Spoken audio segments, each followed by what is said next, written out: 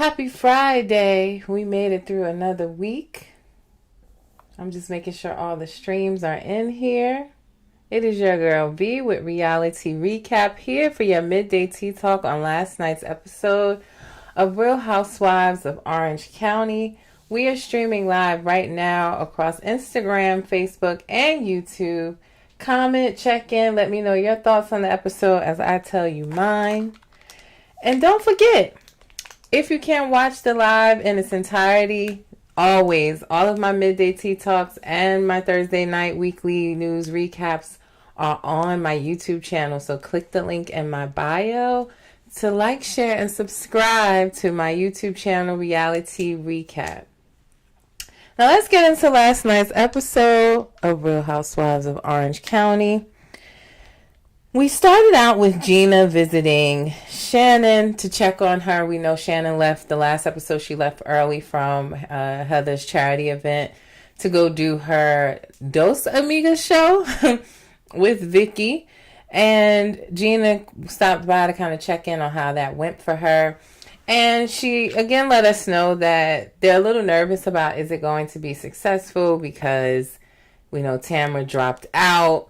And it's no longer the Trace Amigas, and they had an LLC formed, merch already designed and ready to go. They had a whole routine, and now they have to kind of scramble to change the merchandise, change the routine, but they're working through it. I will say, I know that I didn't see the show, but I know recently, in about the last 2 months, they came to New York and Philly area. So the show was sold out, packed. So I think that we're seeing the beginning stages of it. But I think they'll be just fine without Tamara. Especially if everybody watching this season of Tamara tear down yet another friend who is Shannon. I think they're going to do just fine. She also talked about she's still going through her legal issues with Mr. Johnny J. Because we know he didn't accept her offer. And he's also, which in my opinion is very extortion-like. And listening to Emily kind of explain that law and talk about it, it sounds like there's a huge fly coming my way. Oh my God. How did that fly get in the house? Oh my God. I just heard this zzz. I thought it was a bee for a second. Oh God, he's gonna bother me this entire show. So let me be quick. But yeah, Johnny J is pretty much saying, look, like if she doesn't quiet down or talking about him, hi Latoria, thanks for checking in on YouTube, that he's gonna release these videos, which to me is definitely giving extortion. I don't know any other way around it. But she's still going through her legal issues with Johnny J. Emily, Katie, and Jen meet up, and right off the bat, they went for a coffee date. Latoya said Shannon should have listened to her dad. Yeah, her dad told him, don't give him a dime, fight him. I think she was trying to settle the situation, and he ain't go for it, and now it's getting worse. But I think either way, he still had these videos. My head is itching so bad, y'all. Sorry. But either way, he still had these videos and is going to try to pretty much blackmail her, if you ask me. But Katie, Jen, and Emily, they go for coffee, and Jen offers to pay for the coffee. And right off the bat, here go Emily with her smart-ass comments like, oh, she can't pay her bills, but she can pay for coffee. Baby steps. Just Emily is working my nerves this season, and you can't change my mind about it. Like, the way that she is treating everyone, it's some own internal issues that she seems to be going through, but just the way she's treating Jen, like the way she's talking to everyone, and I don't know if she thinks these are jokes when she says stuff like that, like, oh, you can't pay your bills, but you can pay for coffee. That shit is not funny to me. It's not funny at all. But she takes her little jab after they already apologized and supposed to be moving forward. Here she is taking another jab. They sit down for coffee, and Jen is telling us she's struggling with her son Dawson, who seems to be a bit rebellious. Normal teenage stuff. He doesn't want to listen to mom. He thinks mom's nagging him, and that she's going to have a conversation with him soon. And we know later on, I mean, the conversation seemed like it went well, but the bottom line is he wants to move in with his dad, which we see happening on Orange County. First of all, I feel like Orange County always has these rebellious teens. I don't know what's going on in Orange County that, or just in general, I guess, that I'm not at the teenage years with my toddlers yet, but I'm sure I'll be dealing with the same things. But he wants to move out, and almost all the couples, not all of them, but most of the couples on the show that go through that, it's like half the kids want to live with one, the other kids want to live with the other.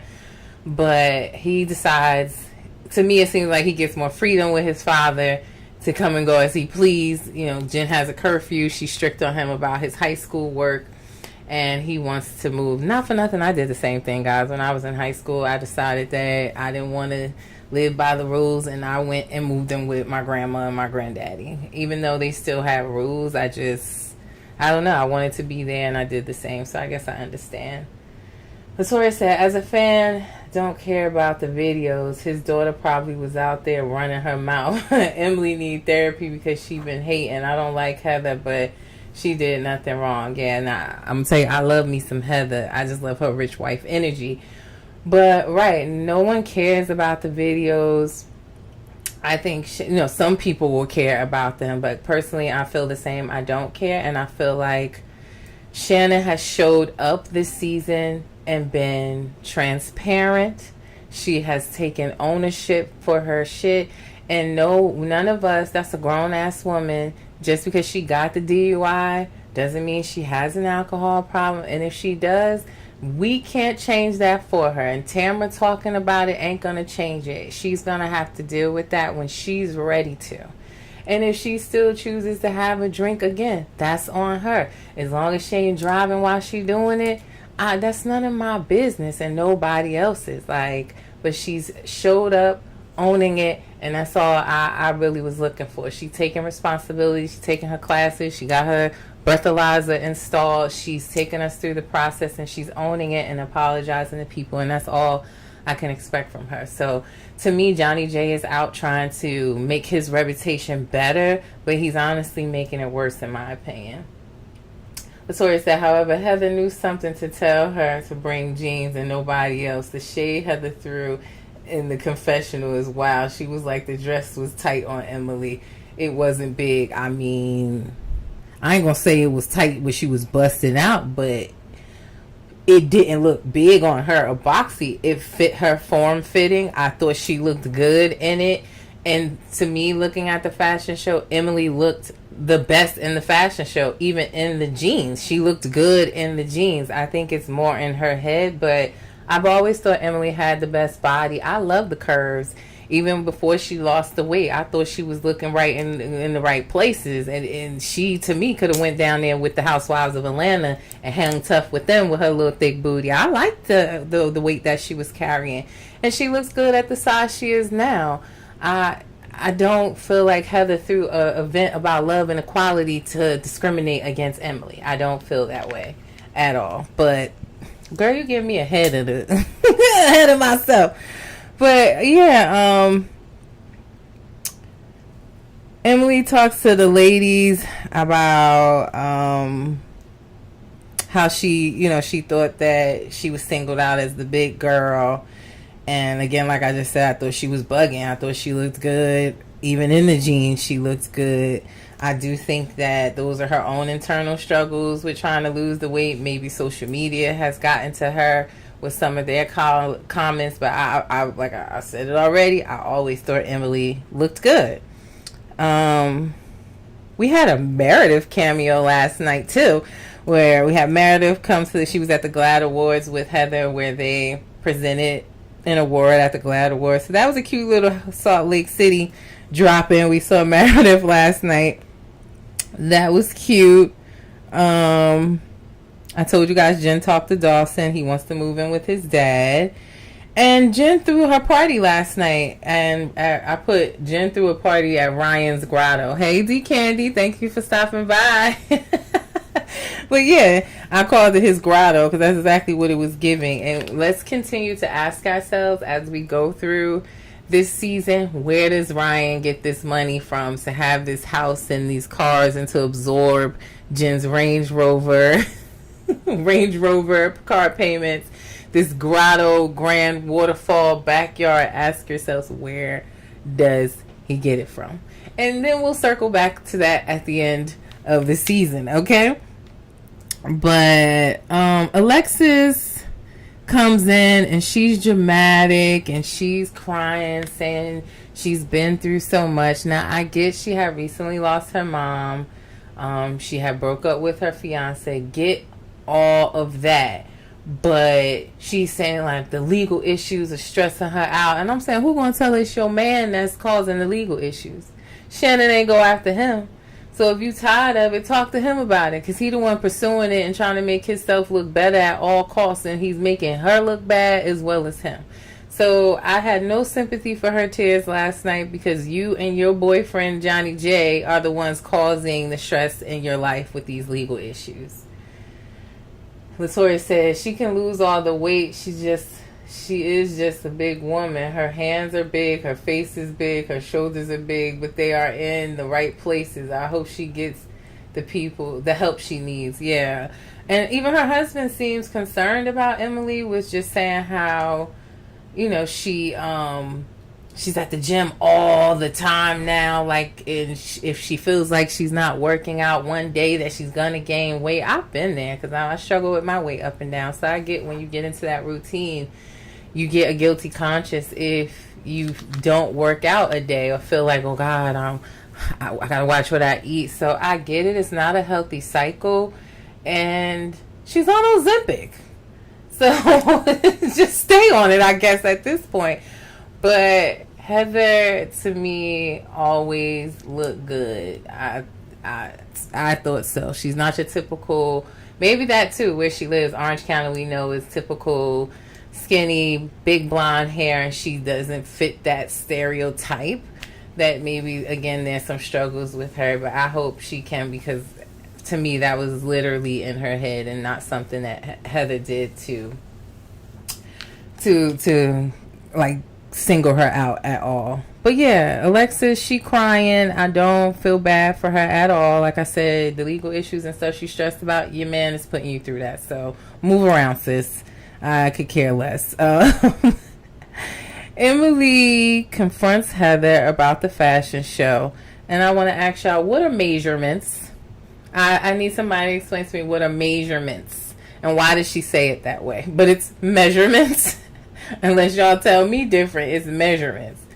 And she confronts her about why she had to bring her own jeans, and the dress that she put her in. Alexis was in the same dress, and her dress was a size 12 and hers was a 2. Look, guys, like I said, the dress looked good on her. It looked better on her to me than it did on Alexis. And how can we blame Heather when all Heather did was get their measurements that they took? Nobody measured them there. No one tried on clothes with them. They gave their measurements to Heather, as she said, and she gave them to the designer. So why are we holding Heather accountable for that, is what I'm trying to understand. Let me read some of the comments right now. Latoya said Alexis got on her nerves. She got on mine too. She said Alexis seemed very calculated. Yeah, just coming in and sitting down, pausing, and doing her dramatic cry. She definitely seemed like she was trying to get sympathy, because she know this lawsuit is going down. Latoya said, yeah, but Heather is sneaky, fake, and Aggie a lot. I don't know. I don't get that from Heather. I get pure opulence, rich girl energy. She don't be, to me, out to get anybody. They've been out to get her. Talking about her paparazzi stuff. TT48 said, I don't like Alexis. I'm trying to figure out why Alexis was brought back, TT48. Why did we even bring her back? She showed us who she was the first time. And nothing has changed. She still talked too much. She's still inserting herself in other people's business. I don't understand at all why we brought Alexis back. I honestly would have preferred Gretchen and Slade back before Alexis. I like Gretchen. Don't know, I ain't gonna say that. I was gonna say I don't know what she's seeing Slade, but hey, they still together after all these years. But yeah, I don't see Heather as someone being sneaky, fake, and aggy.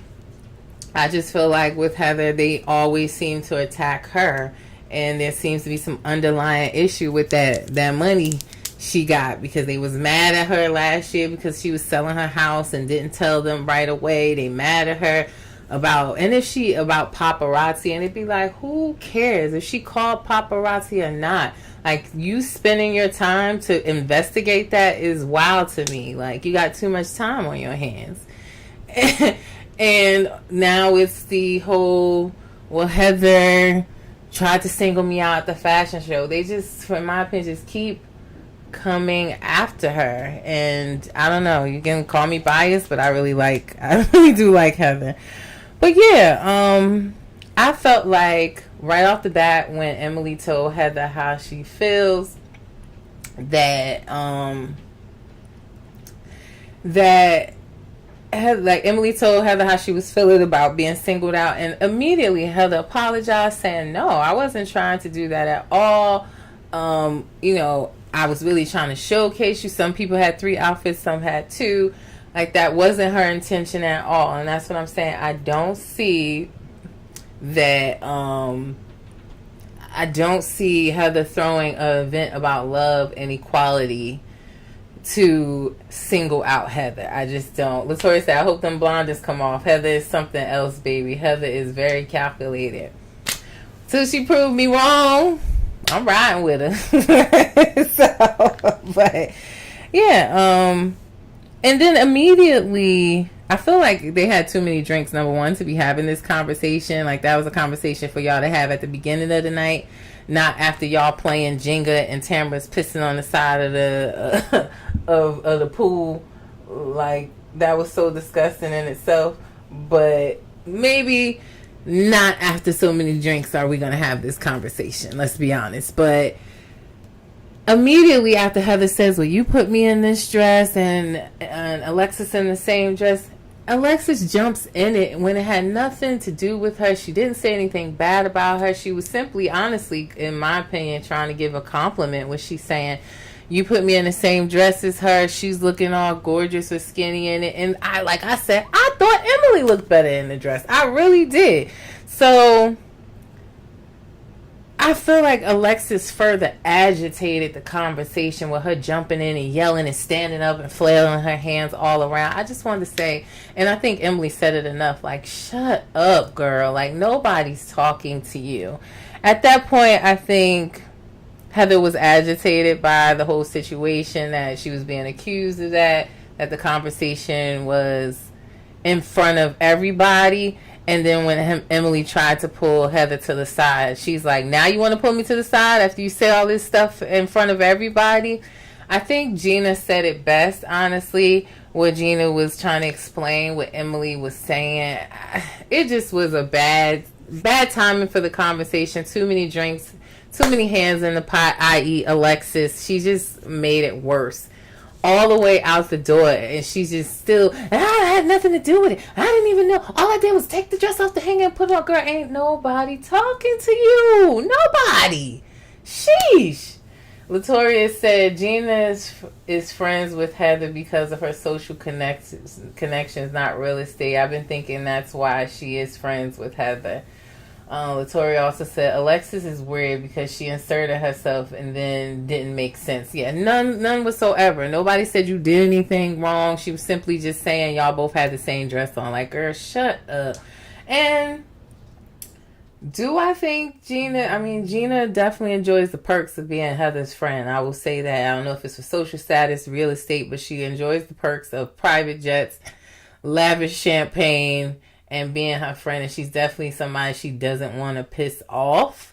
You can tell that for sure. So maybe it is for the social connections, and that can lead to helping her real estate. Don't know, but she said last night that she hasn't got any real estate leads from Heather and anything like that. But yeah, Alexis was super annoying last night. I was happy when And Emily was leaving out, Emily said, shut up and go F Johnny J some more. Like, girl, please, go on about your business. It was the most annoying situation. Y'all, somebody please tell me why they brought this girl back. I have no idea. But overall, the episode was good. I think the biggest part of it was definitely the end at the party. And we'll see where Heather and Emily go from here. Hopefully they can reconcile. We see some drama coming up next week with some comments that Jen's fiance Ryan said on a podcast about Tamara and Eddie. And that seems to take off, and we finally hopefully get into, in the upcoming episodes, what happened with Ryan and his loan shark gambling scandal. I cannot wait. But yeah, that's my recap on last night's episode of Real Housewives of Orange County. Please make sure you come back tomorrow, Saturday, midday tea talk for our favorite. Y'all know it's Felon Friday, and a new episode of Love After Lockup is airing tonight. I gave you a sneak peek. I'll give you one more before the show airs. But we will have midday tea talk tomorrow, 1:30 p.m. Eastern Standard Time. Y'all know that's my favorite one. My favorite midday tea talk is Love After Lockup. We normally have some of the cast stop by. Last week we had Shantae stop by. We had Kim stop by. Hopefully they'll join us in again for another round of midday tea talk on Love After Lockup. And Sunday we'll do midday tea talk again on Saturday night's episode of Love and Marriage Detroit. I have sneak peeks on the way of that episode for you as well. Now, before I get out of here, if you have a business or a product that you want me to promote, please reach out to me, reality_recap@yahoo.com. If you want to be a sponsor for the show and want me to promote your business or your product on all of my midday tea talks and Thursday night weekly news recaps, you can also email reality_recap@yahoo.com. My Cash App is there in the corner. I appreciate all your support and donations to help me keep growing, getting more equipment, traveling to reality TV content, events. I appreciate all of the support so far.